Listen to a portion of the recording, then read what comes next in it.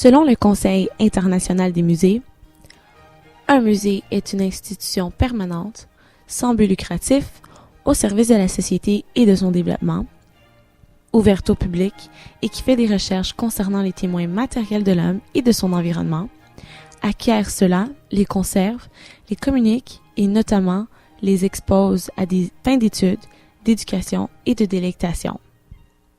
En l'entendre comme ça, on aurait cru que les musées prennent beaucoup d'ampleur dans la société d'aujourd'hui. Toutefois, avec l'Internet qui devient un outil d'information et d'apprentissage de plus en plus important, qu'est-ce qu'il y en est des musées? Est-il possible de dire que c'est une tendance qui se fait de moins en moins populaire?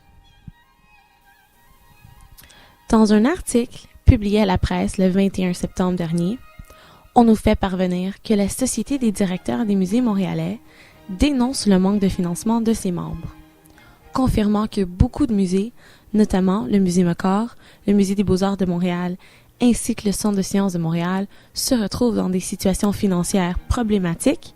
La directrice de cette société demande une augmentation dans les subventions d'au moins 8 millions de dollars au ministère de la Culture afin de conserver des expositions et surtout des emplois.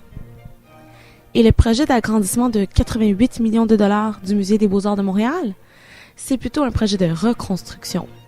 Oui, en quelque sorte, le rétablissement de ce musée attirera probablement plus de personnes, mais n'empêche de voir que c'est un projet assez coûteux qui pourrait faire plus de mal que de bien.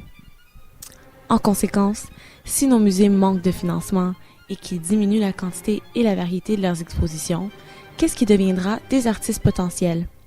Le ministre de la Culture obligera-t-il aux amateurs d'art de voyager afin de voir leurs expositions préférées se donner en d'autres pays? En conclusion, que vous soyez amateur d'exposition ou pas, le manque de financement des musées n'est pas seulement une question d'œuvre. C'est une situation qui affecte autant les emplois que l'éducation.